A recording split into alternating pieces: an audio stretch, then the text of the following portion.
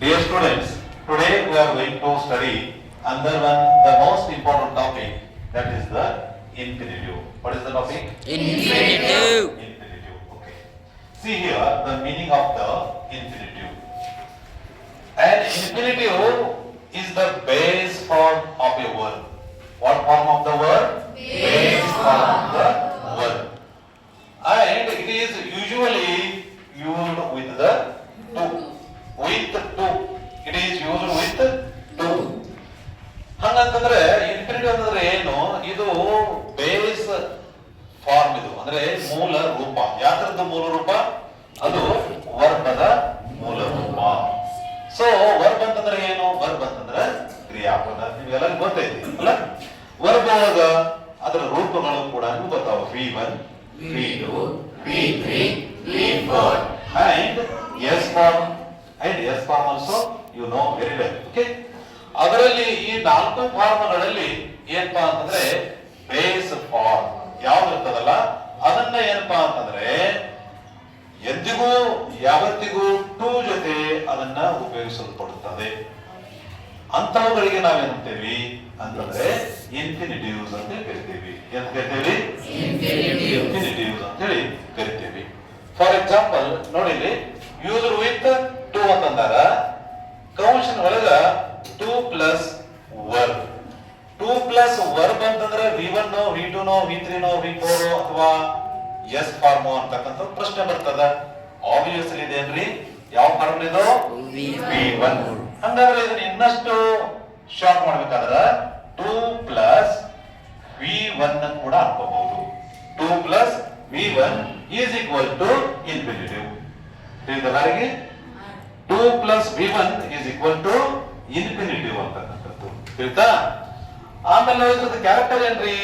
It doesn't show tense or the subject. ಇದು tense ಅನ್ನ ಅಂದ್ರೆ ಕಾಲವನ್ನ ತೋರಿಸೋದಿಲ್ಲ, ಜೊತೆಗೆ ಸಬ್ಜೆಕ್ಟ್ ವನ್ನು ಕೂಡ ಅದು ತೋರಿಸೋದಿಲ್ಲ. ಸಬ್ಜೆಕ್ಟ್ ಅಂದ್ರೆ ಏನ್ರಿ? ಕರ್ತೃ. ಟೆನ್ಸ್ ಅಂದ್ರೆ ಏನ್ರಿ? ಕಾಲ. ಇವೆರಡುಗಳನ್ನ ಅದು ತೋರಿಸೋದಿಲ್ಲ, ಅದ್ರ ಫ್ಯೂಚರ್ ಇದು. ರೈಟ್. ಇನ್ನು ನೆಕ್ಸ್ಟ್ ಬರೋದು ಏನಪ್ಪಾ ಅಂತಂದ್ರೆ ಇದಕ್ಕಂತ ಕೆಲವೊಂದು ಉದಾಹರಣೆಗಳು ಏನ್ರಿ?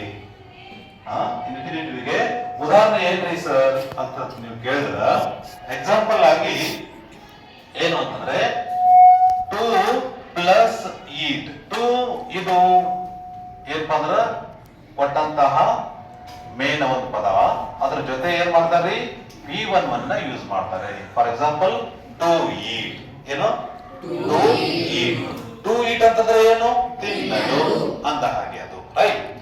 ಹಾಗೇನೆ ಟು ರೀಡ್. ಟು ರೀಡ್ ಅಂದ್ರೆ ಏನ್ರಿ? ಟು ಸಿಂಗ್ ಅಂದ್ರೆ ರೀ? ಟು ಪ್ಲೇ ಅಂದ್ರೆ ರೀ? ಟು ರೀಡ್ ಅಂದ್ರೆ ರೀ? ಓಕೆ. ಇವೆಲ್ಲ ಏನಪ್ಪಾ ಅಂತಂದ್ರ ಇನ್ಫಿನಿಟಿವ್ಗಳೇ. ಇವೆಲ್ಲ ಏನು? ಇನ್ಫಿನಿಟಿವ್. ಈ ತರ ಏನಪ್ಪಾ ಅಂದ್ರ ಈ ಇನ್ಫಿನಿಟಿವ್ ದ ಲಕ್ಷಣ, ಇನ್ಫಿನಿಟಿವ್ ಅಂತಂದ್ರೆ ಏನ ಇತ್ಯಾದಿಗಳನ್ನ ತಿಳ್ಕೊಂಡ್ರಿ. ಇನ್ನು ಬರೋದು ಏನಪ್ಪಾ ಅಂತಂದ್ರ ಸರ್ ಇದು ಯಾವ ರೀತಿ ನಮ್ಮ ಪ್ರಶ್ನೆ ಪತ್ರಿಕೆಯಲ್ಲಿ ಇರುತ್ತೆ, ಇದನ್ನು ಯಾವ ರೀತಿ ಕ್ವಶನ್ ರೂಪದಲ್ಲಿ ಕೇಳಿರ್ತಾರೆ ಅಂತಕ್ಕಂಥದ್ದು ಮುಖ್ಯವಾಗಿರ್ತಕ್ಕಂಥ ವಿಷಯ. ನಿಮಗೆ ಅದನ್ನ ಹೆಂಗ್ ಕೇಳಿರ್ತಾರಪ್ಪ ಅಥವಾ ಅದ್ರ ಕ್ವಶನ್ ನಂಬರ್ ಎಷ್ಟಿರ್ತದ ನೋಡ್ರಿ. ಇಲ್ಲಿ ಕ್ವಶನ್ ನಂಬರ್ 1 ರಿಂದ 16ನೇ ಕ್ವಶನ್ ಒಳಗ ಈ ಪ್ರಶ್ನೆ ಬಂದಿರ್ತದ. ರೈಟ್. ಪ್ರಶ್ನೆ ಹೆಂಗ್ ಕೇಳಿರ್ತಾರ ಅಂತಂದ್ರೆ read the following conversation and identify the infinitive. ಅಂದ್ರೆ ಕೆಳಗೆ ಕೊಟ್ಟಂತ ಸಂಭಾಷಣೆಯನ್ನ ಓದಿರಿ ಮತ್ತು ಅದರಲ್ಲಿರ್ತಕ್ಕಂತಹ ಇನ್ಫಿನಿಟಿವ್ ಅನ್ನ ಏನ್ ಮಾಡ್ರಪ್ಪ ಅಂತಂದ್ರೆ ಕಂಡುಹಿಡಿಯಿರಿ, ಗುರುತಿಸಿರಿ. ಅಥವಾ A B C D ಅಂತೇಳಿ ಆಪ್ಷನ್ ಕೊಡ್ತಾರ.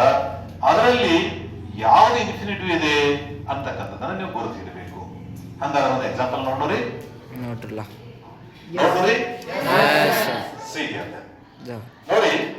The students stay back after school to finish their homework and revise the lesson.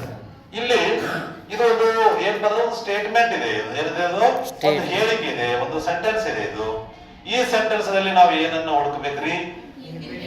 Infinitive ಅನ್ನು ಹುಡುಕಬೇಕು. ಹಂಗಂದ್ರ ಟ್ರೈ ಮಾಡಿ ನೋಡ್ರಿ. ಎಲ್ಲೈತಿ ಇಲ್ಲಿ ಇನ್ಫಿನಿಟಿವ್? ಟು ಫಿನಿಶ್ ಅಂತಕ್ಕಂಥದ್ದು ಏನ್ ಬಂದ್ರ ಇನ್ಫಿನಿಟಿವ್. ಕರೆಕ್ಟ್. ನೀವು ಹೇಳಿದ್ದು ಎಕ್ಸಾಕ್ಟ್ಲಿ ಕರೆಕ್ಟ್ ಅದು. ಓಕೆ. ಇನ್ನ ನೀವು ಇದನ್ನ ಗುರುತ ಇಡ್ಬೇಕಾದ್ರೆ ನೀವು ಯಾವ್ದ್ರ ಬಗ್ಗೆ ಚಿಂತೆ ಮಾಡ್ರಿ ಅಥವಾ ಯಾವ್ದ್ರ ಬಗ್ಗೆ ಏನಪ್ಪಾ ಅಂದ್ರೆ ಕಾನ್ಸಂಟ್ರೇಟ್ ಮಾಡ್ರಿ ಅಂತಕ್ಕಂಥದ್ದು.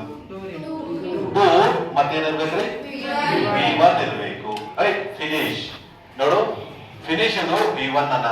ಓಕೆ, V1 ಟು ಇದು ಈ ಟು ಮುಂದೆ ಏನಪ್ಪಾ ಅಂದ್ರ V1 ಇರುವುದರಿಂದ ಇದೇನಪ್ಪಾ ಅಂತಂದ್ರ infinitive. You all are correct.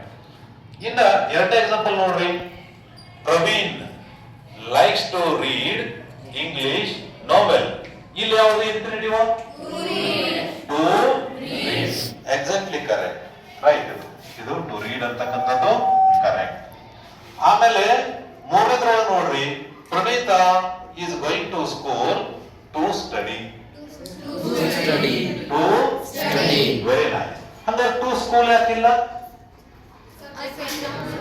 ಇದು ಏನಿದೆ ರೀ, ಸ್ಕೂಲ್ ಅಂತಕ್ಕಂಥದ್ದು ನೌನ್ ಇದೆ, ಅದು ನಾಮಪದ ಇದೆ. ಅದು ಟು ಸ್ಕೂಲ್ ಆಗಲಿ ಟು ಮಾರ್ಕೆಟ್ ಆಗಲಿ ಇಂಥವು ಒಂದೊಂದಂದ್ರ ಅವುಗಳನ್ನ ಅವಾಯ್ಡ್ ಮಾಡಬೇಕು. ಅವು ಅಲ್ಲ, ಅವು ಟು ಜೊತೆ ಏನಿರ್ಬೇಕ್ರಿ? V1 ಇರಬೇಕು.